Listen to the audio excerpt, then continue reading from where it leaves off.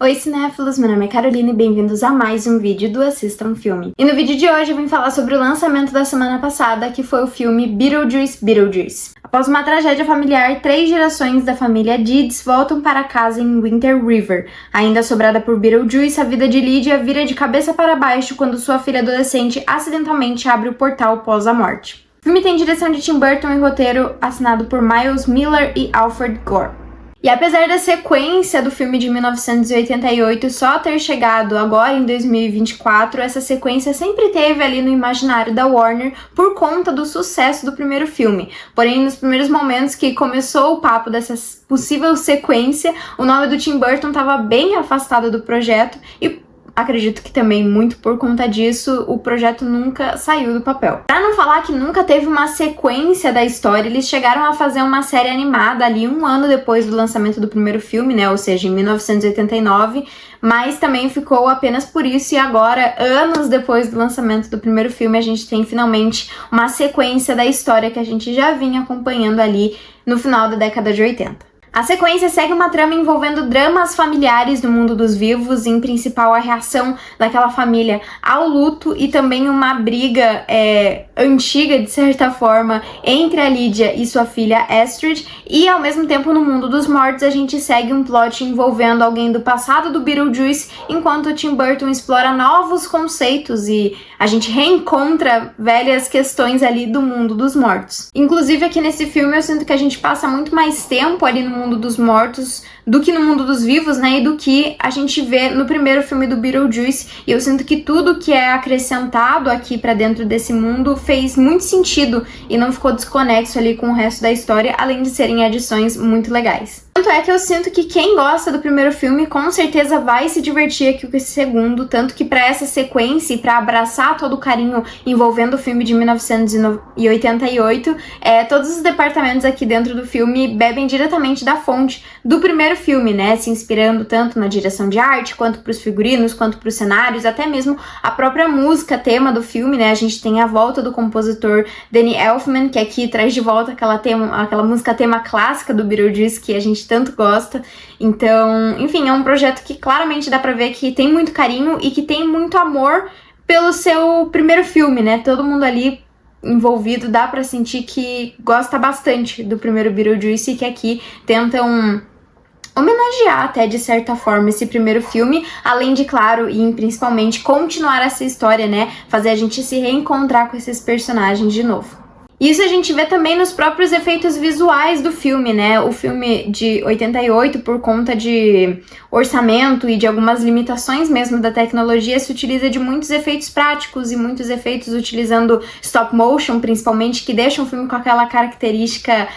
bem marcante do Tim Burton, e aqui eles continuam com isso. Tem o uso do CGI, mas bem reduzido, e eles ainda fazem diversas outras brincadeiras com o stop motion que deixa o filme bem conectado e bem harmonioso ali com o primeiro filme. Mas o filme também, de certa forma, se atualiza, afinal, teoricamente, ele se passa em 2024, então ele traz diversas outras questões ali pra dentro da narrativa, como o próprio fascínio das pessoas com histórias macabras e, de certa forma, assustadoras, assim, e essa coisa dos realities mesmo, né? Tanto é que esse é um dos principais motivos que a gente vê dentro do filme entre a briga ali da Lydia e da sua filha Astrid, né? Que a filha constantemente questiona ali os talentos da mãe, se ela realmente tem o talento de se comunicar com fantasmas, ou se aquilo tudo só é uma grande enganação, né? Pra enganar as pessoas que consomem loucamente esse tipo de conteúdo. Mas, claro, ele aborda todos esses temas dentro do filme da mesma maneira que a gente vê no filme de 88, né, que é trazendo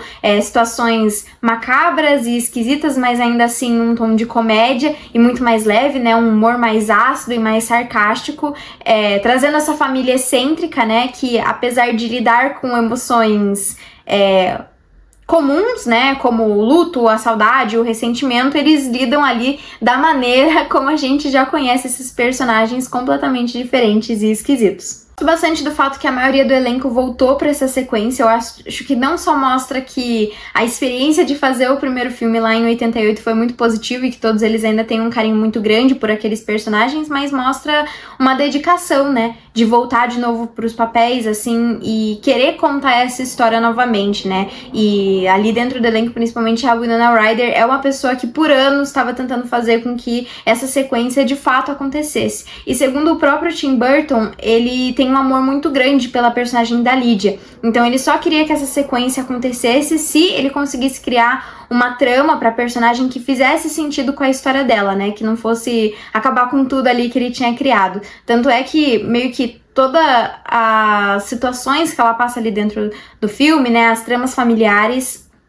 vieram de coisas que o próprio Tim Burton passou recentemente, né? Que ele sentiu que apenas no momento que ele vivenciasse aquilo, ele ia poder contar esse tipo de história. Eu acho também que é muito legal que todo mundo ali voltou, mas a gente não sente o tempo passar. Parece que a todo tempo esses personagens estavam existindo, eles estavam vivendo suas vidas e a gente só não estava vendo, e aqui novamente a gente volta a acompanhar eles, assim. É muito legal ver a Winona Ryder, ver que o tempo passou, mas que ela ainda é aquela mesma personagem, ver a Catherine O'Hara, que eu acho que aqui tem um destaque ainda mais positivo dentro do filme,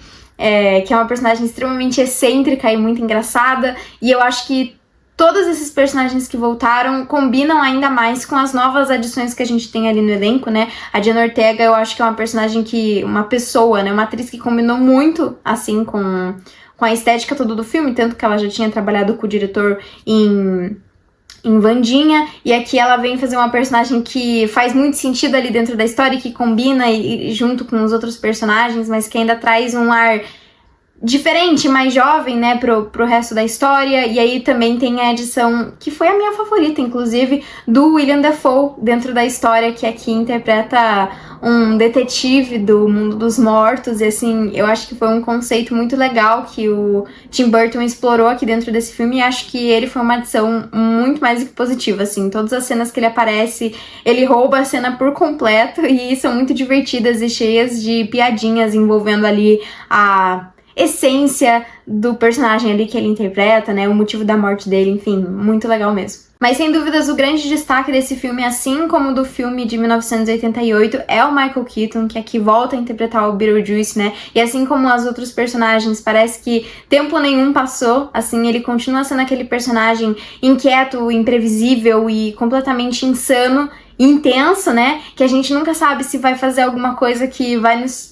surpreender por ser muito macabro, ou se vai nos tirar risada, se vai ser uma coisa engraçada, enfim, acho que ele tá sensacional, assim, no papel, tanto da primeira vez que ele interpreta o personagem quanto agora, é um papel bem diferente dos outros que eu já vi do ator, né, até a gente pensando nele interpretando o Bruce Wayne em Batman do Tim Burton, né, aqui a gente vê ele num papel 100% diferente, assim, acho que ele faz muito bem porque ele é extremamente carismático, né, e ele nos conquista e com muita facilidade e rouba com facilidade qualquer cena dentro do filme, e acho que até os momentos que ele não aparece, a gente fica meio na torcida para que ele volte a aparecer. Agora sim, apesar do filme acertar muito em trazer essas referências e em continuar no mesmo estilo do filme que deu tão certo lá em 88, continuar trazendo esse estilo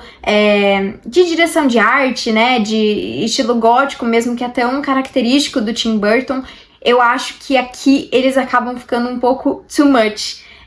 Eles tentam trazer diversos outros personagens e várias linhas narrativas que particularmente eu não gostei, e eu acho que ficam um pouco too much, assim. A gente tem a personagem da Dolores aqui dentro desse filme, que é uma personagem que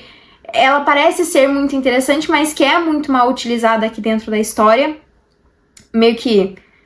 não chegando a lugar nenhum e sendo solucionado ali aquele problema com muita facilidade. Então eu sinto que se eu pudesse, e pra esse filme ser ainda melhor e realmente perfeito, assim, eu cortaria essa história por completo, porque eu acho que não faria diferença no resto da trama. Acho que dava pra ter contornado de alguma forma as coisas que ela implica, assim, acho que ficou cansativo, assim, chegando no final do filme, por ter essas coisas e ao mesmo tempo elas não combinarem tão bem, essas linhas narrativas. Então acho que essa é a minha grande crítica pro filme, o que acaba tirando bastante nota do que eu imaginei. Mas, no geral, é um filme muito divertido, assim, que com certeza vale muito a pena, e que, pra quem é fã do primeiro filme, vai se divertir com esse segundo, porque eu acho que as melhores coisas que a gente vê aqui nesse filme são herdadas desse primeiro, né? Não que seja uma cópia, porque eu acho que eles conseguem se trazer uma narrativa diferente, até por essa trama familiar envolvendo a mãe, envolvendo a filha, mas ainda assim, muitas coisas são referências ao primeiro filme, né? Então acho que, com certeza, se você gostou do primeiro, você vai se divertir com esse segundo, porque ele é, sem dúvidas, um filme muito divertido, assim. Só no começo do filme, quando a gente começa a escutar a trilha clássica, assim, você já fica animado. Já é um filme que te conquista, assim, com facilidade. Isso, Beetlejuice é uma sequência extremamente divertida que acho que conseguem, com facilidade, fazer a gente se reencontrar com esses personagens que são tão divertidos, ter aquele gostinho, assim, de mais, assim, de saber o que tá acontecendo com aqueles personagens que são tão queridos, né? E é uma história boa demais, que traz questões muito divertidas, que exploram conceitos muito diferentes desse mundo pós-morte, que tratam de temas que normalmente seriam temas mais pesados de uma forma leve, né? Assim como o primeiro. Então, eu acho que no final do dia foi um filme que eu achei muito divertido, assim, e que vale a pena pra quem é fã do diretor, né? Até porque a gente vê esse carinho enorme envolvido dele dentro do projeto, né? Mas também pra quem é fã do primeiro ou dos próprios atores, que com certeza também guardam com um carinho absurdo, assim, o projeto do primeiro filme, né? E aqui resolveram voltar pra trazer um pouco mais. E vou dizer, não descarto a possibilidade de existir um terceiro filme. Não tem até agora nada rolando, assim, de confirmação ou qualquer tipo de murmurinho, mas eu não descarto essa possibilidade até pela dedicação ali dos atores, né? Então, talvez, quem sabe, a gente tenha mais uma aventura, né? E eu, sinceramente, iria achar bem legal se a gente tivesse mais um filme. Mas bom, pra mim esse filme tem uma nota de 7.9 e ele tá disponível nos cinemas. Mas então foi isso, pessoal. Se você gostou do vídeo, não esquece de curtir, compartilhar e comentar o que você achou de Beetlejuice, se você gosta do primeiro, e também deixar aqui nos comentários o que você acha do Tim Burton e qual que é o seu filme favorito do diretor. Então foi isso, até o próximo vídeo.